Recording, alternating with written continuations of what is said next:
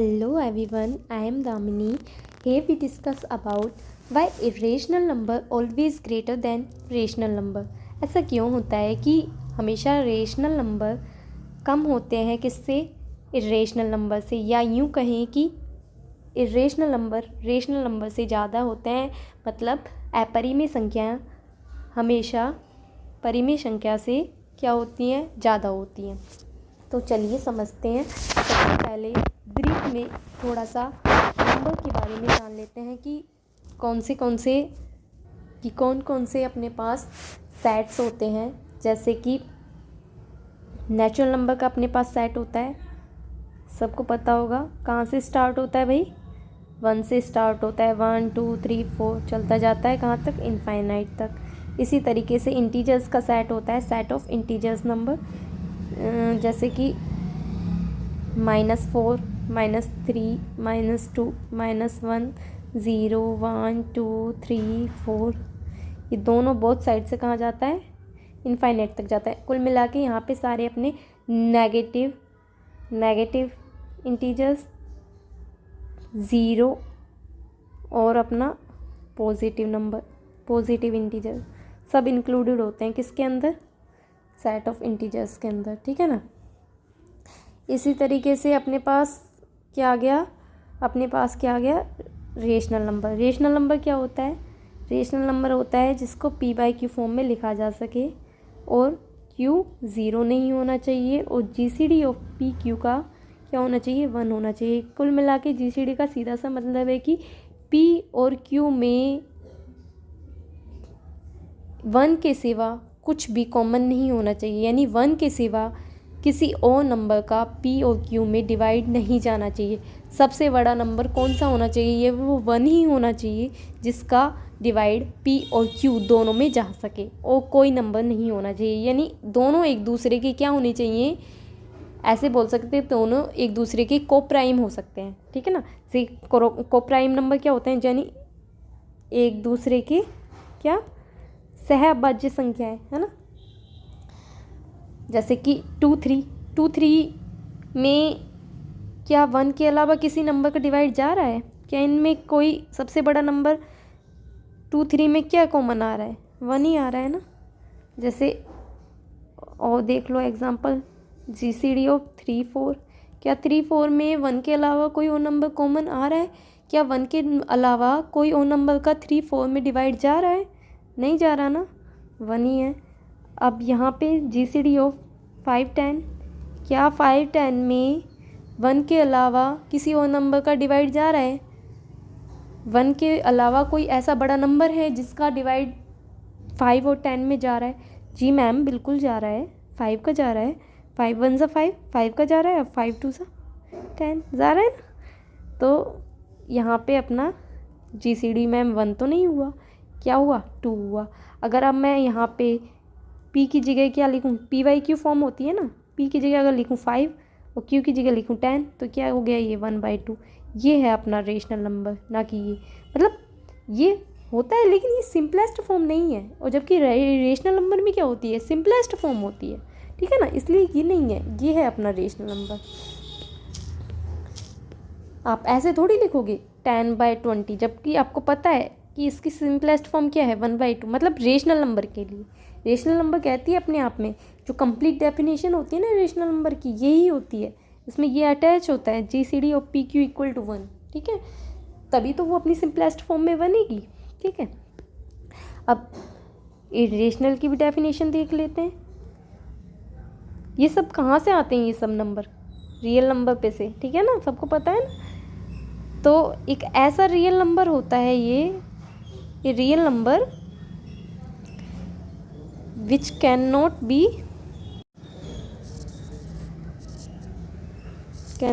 expressed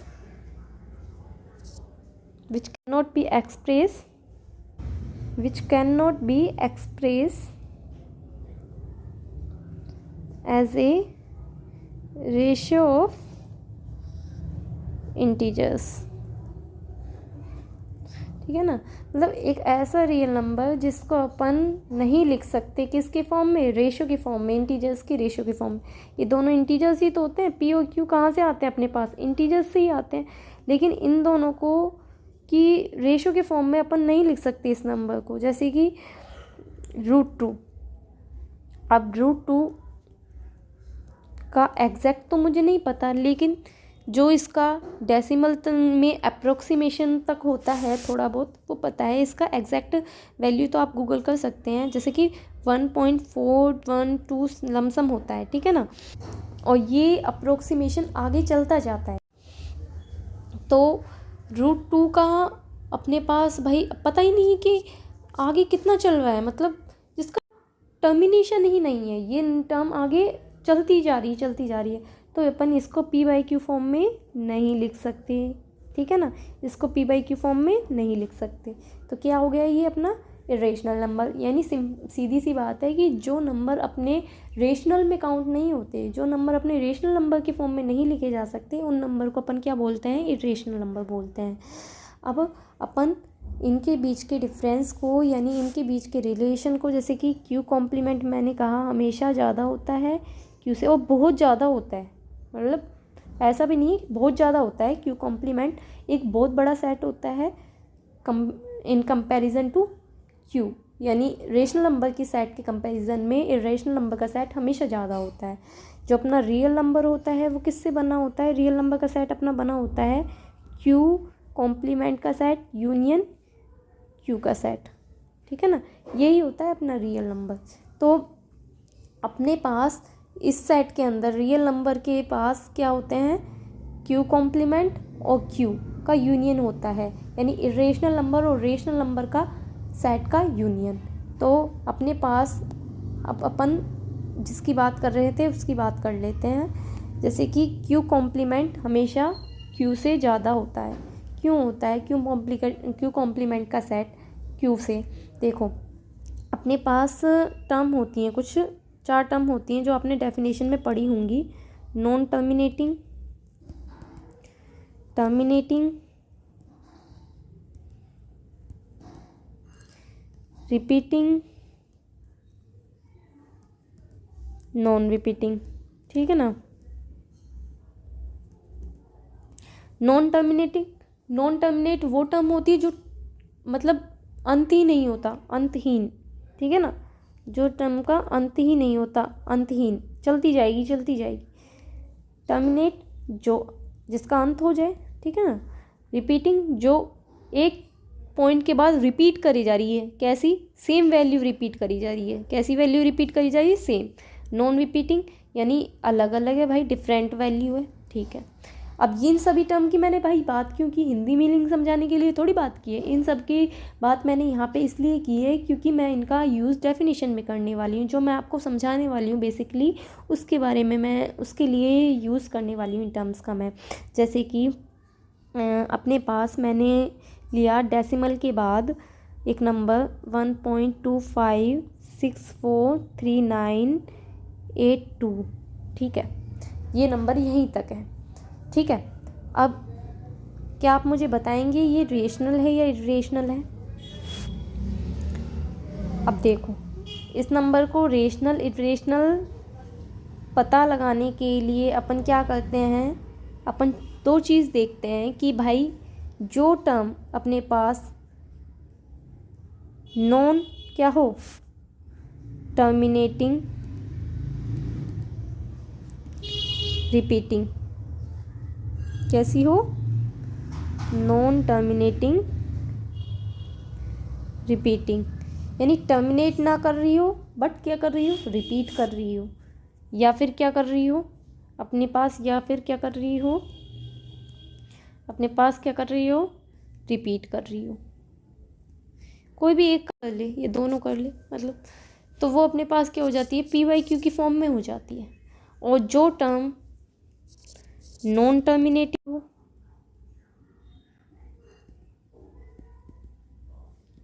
साथ में non repeating हो, कैसी हो, नॉन रिपीटिंग हो,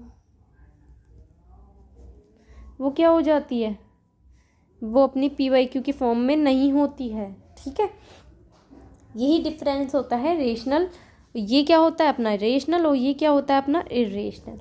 ठीक है, अब क्या ये टर्म मेरे को कोई बताएगा, क्या ये टर्म रिपीट कर रही है? कहीं पे सेम नंबर आ रहा है डेसिमल के बाद? सेम नंबर तो नहीं आ रहा कहीं भी। क्या नॉन टर्मिनेटिंग रिपीटिंग है? मतलब भाई कि मतलब यहाँ पे मैंने आपको नॉन टर्मिनेटिंग रिपीटिंग बताया ना, मतलब टर्मिनेट तो नहीं कर रही है लेकिन रिपीट कर रही है। दोनों कीवर्ड सेम लिखती है, यहाँ पे आएगा टर्मिनेटिंग।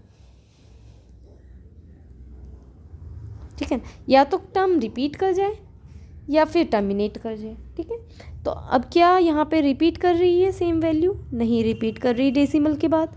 क्या यहाँ पे टर्म, कितनी टर्म चल रही हैं? 2 5 6 4 3 9 8 2, इसके बाद क्या गिनी जा रही है टर्म? हाँ गिनी जा रही है। तो टर्मिनेट हो गई, हाँ डेसिमल के बाद क्या हो गई? ये टर्मिनेट हो गई। तो कैसा नंबर हो गया ये? P/Q की फॉर्म में हो गया। अब इसको अपन रेशनल में कैसे कन्वर्ट करेंगे? इसको रेशनल में कन्वर्ट करने के लिए अपन डेसिमल को अपॉन में ले लेंगे। ठीक है ना, डिनोमिनेटर में ले लेंगे इसको रेशनल को। 1 2 5 6 4 3 9 8 2 1 0 0 0 0 0 0 0 0। डेसिमल के 1 2 3 4 5 6 7 8 1 2 3 4 5 6 7 8। नहीं, जब अपन डेसिमल को नीचे उतारेंगे तो डिनोमिनेटर में कितने उतने ही ज़ीरोज़ आ जाएंगे जितने अपने अंकों पहले, जितने नंबर्स पहले क्या था अपना डेसिमल था। ठीक है, तो अब इसको सिंपलेस्ट फॉर्म बना लेंगे, जिससे कट कटा के ये जो अपनी सिंपलेस्ट फॉर्म में आ जाएगा तो वो अपना क्या हो जाएगा? रेशनल नंबर हो जाएगा। बन गया ना रेशनल नंबर। और अगर हम ऐसे ही रेशनल नंबर लें, जैसे कि मैंने ले ली, जैसे कि अपने पास √3 की अप्रोक्सीमेट वैल्यू जो होती है 1.73205, उसके बाद भी आगे टर्म चलती जाती है, पता नहीं कितनी चलेगी, मतलब चलती जाती है। यहाँ सिर्फ अपन अप्रोक्सीमेशन वैल्यू लेते हैं। ठीक है, ऐसे ही √5 की चलती जाती है 2.23607 आगे चलती जाती है। अब यहाँ पे अपने पास क्या है? दोनों की दोनों अप्रोक्सीमेट वैल्यू हैं। ठीक है, तो जब अपन को टर्म ही नहीं पता, मतलब डेसिमल के बाद कितनी आगे तक टर्म जा रही है, आप फाइंड आउट भी कर लो एक पल को, लेकिन कंप्लीट टर्म फाइंड आउट नहीं कर पाओगे डेसिमल के बाद। ठीक है ना, और जब फाउंड आउट ही नहीं कर पाओगे ना, तो अपन को पता चल रहा है कि भाई ये टर्म, भाई सेम नंबर रिपीट भी नहीं हो रहा, डिफरेंट है। ठीक है ना, और टर्मिनेट तो हो ही नहीं रही ये नंबर, तो अपन को पता ही नहीं चलेगा ना डेसिमल के बाद भाई कितना कहाँ तक जा रहा है। अपन अगर डिनोमिनेटर में मतलब नंबर बनाना भी चाहें, ज़ीरोज़ को लिखना भी चाहें 10 की पावर के फॉर्म में, तो हम नहीं लिख पाएंगे। ठीक है ना, तो इसलिए ये जो टर्म है अपने पास क्या है? नॉन टर्मिनेटिंग है, नॉन रिपीटिंग है। तो ये अपने पास क्या हुआ? ये अपने पास नंबर हुआ। कहाँ से बिलोंग कर रहा है ये नंबर? अपने पास सेट ऑफ रेशनल नंबर में से ये नंबर अपने पास बिलोंग कर रहा है। इसी तरीके से ये नंबर है √5 की, ये अप्रोक्सीमेट वैल्यू है। ठीक है, तो अगर हम इसको एक रियल लाइन पे शो आउट करना चाहें, एक अगर हम ऐसे ही कोई भी नंबर रैंडमली उठा लेते हैं रेशनल नंबर का, जैसे 1.53698, ठीक है ना, ये चलती जा रही है आगे तक ये टर्म। मैं इस नंबर को कहाँ पे रियल लाइन पे शो करना चाहती हूँ, तो जैसे हम ये नंबर किन दो नंबरों के बीच में, कोई भी दो नंबर ले लो जिनके बीच में ये नंबर लाई करता हो। अपना ये 1.53 लमसम है, तो ये नंबर कहाँ से कहाँ तक, मैं इसको ले लेती हूँ रियल नंबर पे 1.5 और 1.6 के बीच में। ठीक है, तो अब 1.53, 1.51 यहाँ, 52 यहाँ, 1.5 यहाँ पे, 50 51 पॉइंट के बाद बोल रही हूँ, डेसिमल के बाद 1.51 1.52 एंड 1.53। तो एग्जैक्ट पॉइंट यहाँ पे मैंने आपका बना दिया ये 1.53 का। ठीक है, अब इसी नंबर को मैं आगे थोड़ा सा मैग्नीफाई करके दिखाना चाहती हूँ आपको, जिससे और आपको थोड़ा सा इस नंबर का विजुअलाइजेशन अच्छे से हो पाए। ठीक है ना, मेरी तो कोशिश अच्छी रहेगी कि आपको ये थोड़ा सा गहराई में समझ में आए, और अगर नहीं भी आए ना तो और क्लैरिटी से समझाने की मैं आपको कोशिश करूँगी। मेरे को कमेंट सेक्शन में बता देना। ठीक है, तो 1.53 और 1.54 यहाँ पे मैं नंबर ले लेती हूँ। तो अब 1.531 ये नंबर हो गया, 532 ये नंबर हो गया, और 533 ये हो गया, 534 535 एंड 1.536 यहाँ पे अपना नंबर लाई कर रहा है ये वाला 1.536। इसी तरीके से ये नंबर आगे अगर मैं लूँ 1.536 और मैग्नीफाई करूँ, इसको और बड़ा करूँ, ठीक है ना, जैसे जूम इन और जूम आउट करते हैं ना अपन स्क्रीन पे, इसी तरीके से। जैसे अब देखो यहाँ पे 1.536, तब भी जूम आउट करके भी आप इस नंबर को देख नहीं पा सकते। मतलब कहाँ जा रहा है ये नंबर, इरेशनल नंबर तो कहाँ ही जा रहा है। मतलब देखो 1.536 और 3637 से लेके ये चले 1 से लेके ये चलेगा 1.5361 362 367, मतलब यहाँ पे लाई करेगा समथिंग, है ना। ये 370 हो जाएगा, यहाँ पे लाई करेगा 1.536,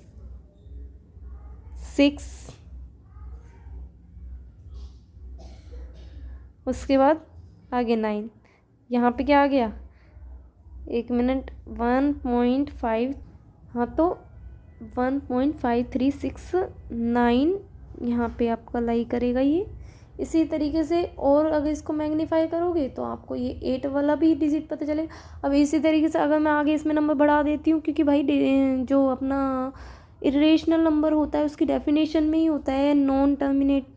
भाई टर्मिनेट तो होगी नहीं, non terminate, non repeating, repeat भी नहीं कर रही। अगर अपन टर्म को रिपीट करेंगे तो भी हम उसको क्या कर सकते हैं, अपॉन में 10 की पावर्स के फॉर्म में ला सकते हैं, यानी डिनोमिनेटर में हम इसको बना सकते हैं, इस टर्म को न्यूमरेटर और अपॉन डिनोमिनेटर की टर्म में डिफाइन कर सकते हैं। कुल मिला के p/q फॉर्म बना सकते हैं। लेकिन जब अपन को टर्म ही नॉन रिपीटिंग मिल रही है और नॉन टर्मिनेटिंग मिल रही है तो अपन बना नहीं सकते उस टर्म को, ठीक है ना। वो टर्म आगे चलता ही जाएगा, चलता ही जाएगा, चलता ही जाएगा, उसका अंत नहीं है उस टर्म का। तो इसी तरीके से ये और अंदर जाएगा ये टर्म। तो अपने पास यहाँ पे 1.5369 ले सकते हो आप, 69 क्या ले लिया यहाँ पे 1.53 अब 70, इस तरीके से ये टर्म अब इनके बीच में जाएगी ये टर्म, इस तरीके से 91 92 93 94, ठीक है ना। इस तरीके से ये टर्म आगे चलती जाएगी, चलती जाएगी, चलती जाएगी। तो कुल मिला के मेरे कहने का मतलब ये है कि दो अपने पास ये जो रियल लाइन होती है ना, जो रियल लाइन होती है उसमें दो नंबर्स के बीच में इनफाइनाइट तो रेशनल लाई करते हैं और इनफाइनाइट ही इरेशनल नंबर लाई करते हैं। लेकिन हमेशा इरेशनल नंबर की संख्या जो होती है, इरेशनल नंबर की जो का सेट जो होता है वो रेशनल की तुलना में, रेशनल के कंपैरिजन में ज़्यादा होता है। क्या होता है, इरेशनल नंबर हमेशा रेशनल नंबर की संख्या में ज़्यादा होते हैं, ठीक है। क्यों, क्योंकि वो टर्म भाई इरेशनल वाली जो टर्म है वो नॉन टर्मिनेटिंग है, नॉन रिपीटिंग है, वो आगे चलती जा रही है, चलती जा रही है, चलती जा रही है। और जो अपना रेशनल नंबर है वो एक सीमा के बाद टर्मिनेट हो रहा है, और एक सीमा के बाद क्या हो रहा है, टर्मिनेट भी नहीं हो रहा है तो रिपीट हो रहा है। कुल मिला के p/q फॉर्म बन रही है। एक डेसिमल के बाद नंबर क्या हो रहा है, एक डेसिमल के बाद नंबर अपना क्या बना रहा है, सिंपलेस्ट फॉर्म बना रहा है, p/q फॉर्म बना रहा है, ठीक है। एक नंबर के बाद एक डेसिमल के बाद नंबर क्या हो रहा है, टर्मिनेट हो रहा है, रिपीट हो रहा है। तो उससे अपन को p/q फॉर्म मिल रही है ना। उससे अपन को उसको अपन रियल लाइन पे आराम से अपन उसको शो कर पा रहे हैं और आराम से शो भी कर पा रहे हैं। साथ में वो नंबर एक टाइम के बाद क्या हो रहा है, कुल मिला के टर्मिनेट हो रहा है, ठीक है ना। और जबकि ये नंबर तो चलता ही जा रहा है, चलता ही जा रहा है, चलता ही जा रहा है। डेसिमल के बाद इस नंबर की सीमा ही नहीं है, अंत तक चलता जा रहा है। और ये नंबर अगर डेसिमल के बाद नंबर चलता भी जा रहा है तो एक टर्म के बाद क्या हो रहा है, या तो रिपीट हो रहा है या फिर टर्मिनेट हो रहा है, ठीक है। तो इसलिए हमेशा ही इरेशनल नंबर जो होते हैं रेशनल के कंपैरिजन में ज़्यादा होते हैं, या इरेशनल का यूँ कहें तो इरेशनल का सेट हमेशा रेशनल के सेट के कंपैरिजन में ज़्यादा होता है। ठीक है, जैसे अपने पास आपको एक चीज़ बताने वाली थी, जैसे कि अपने पास, हाँ, रेशनल के कुछ एग्जांपल्स बताने वाली थी। 1.3132, 3132, 3132। अब ये सेम ऑर्डर में क्या कर रही हैं, ये टर्म रिपीट कर रही हैं। ठीक है ना, तो आप क्या कर सकते हैं, इन टर्म को क्या कर सकते हैं, टर्मिनेट हो सकती हैं ये। ठीक है ना, इसको इसलिए क्या कहा जाता है, इसको इसलिए क्या कहा जाता है, रेशनल नंबर कहा जाता है। जबकि इरेशनल का तो अंत ही नहीं है, वो इरेशनल नंबर 4, 1, 4, 2, अगर आप किसी नंबर जैसे √2 हो गया, √3 हो गया, √5 हो गया, √7 हो गया, कोई भी ये इरेशनल नंबर हो गए, इसकी एग्जैक्ट वैल्यू भी फाइंड आउट करना चाहोगे तो भी नहीं पता कर पाओगे। क्यों? क्योंकि गूगल भी आपको अप्रोक्सीमेट वैल्यू ही देगा। ठीक है ना, तो ये नंबर क्या है कि डेसिमल के बाद चलते जाते इनका टर्मिनेशन नहीं है। जब इनका टर्मिनेशन नहीं है तो ये नंबर ऑब्वियसली रेशनल के कंपैरिजन में ज़्यादा ही होंगी। ठीक है, तो इसलिए हमेशा सेट ऑफ, आप ऐसे बोल सकते हो, सेट ऑफ, या ऐसे बोल सकते हो, Q complement is always greater than Q, यानी set of rational number is greater than set of rational number. ठीक है ना, तो आपने पढ़ा भी होगा, मैं आपको नेक्स्ट लेक्चर सीरीज इस पे ही देने वाली हूँ कि जो अपना सेट ऑफ रियल नंबर होता है वो Q यूनियन Q कॉम्प्लीमेंट से तो बना होता है, लेकिन जब ये सेट अनकाउंटेबल होता है तो इसमें अनकाउंटेबल का योगदान किसका होता है, Q कॉम्प्लीमेंट का होता है, क्योंकि ये सेट तो काउंटेबल ही होता है ना। ठीक है ना, इसको हम अगले नेक्स्ट लेक्चर सीरीज में समझने वाले हैं। और आपको कुछ भी डाउट रहा हो इस टॉपिक में, अगर मेरी समझाने में कहीं भी गलती रही हो तो आप मुझे कमेंट सेक्शन में प्लीज़ कमेंट करके बताएं। And I am truly thankful for every student I have been able to help, and for giving me the opportunity to remove their fear of maths. My goal is to make maths understandable, interesting and fun for all students, and thank you.